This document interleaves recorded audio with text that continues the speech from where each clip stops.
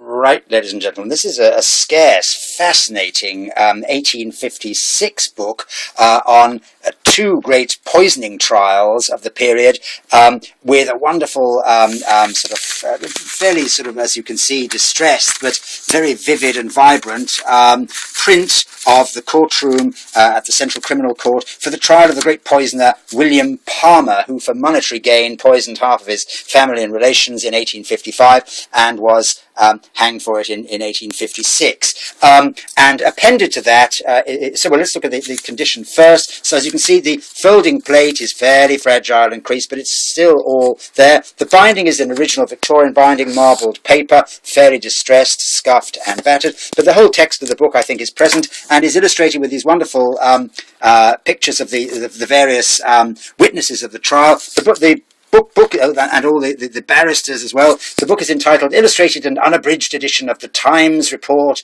of the Trial of William Palmer for Poisoning John Poison's Cook at Rugeley. He was called the Rugeley Poisoner, or the Prince of Poisoners. And as I say, it's illustrated with rather sort of broadside type, fairly crude illustrations of the scenes of the crimes and of various witnesses, etc.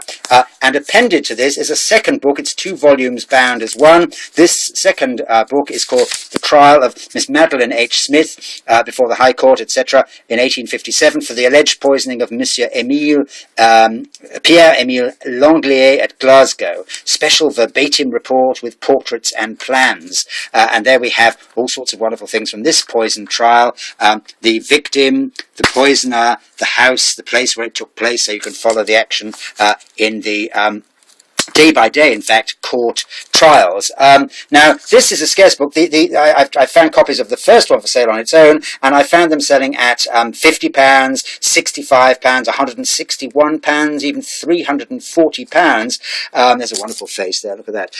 And so my starting price is as I say, was always reasonable. But it's a sought after book, and it has a wonderful, engrossing sort of Victorian macabre charm all of its own. Particularly this great fragile but very atmospheric picture of the trial of Palmer at the Central Court. There he is in the dock. Scarce item. Thanks very much indeed. Bye.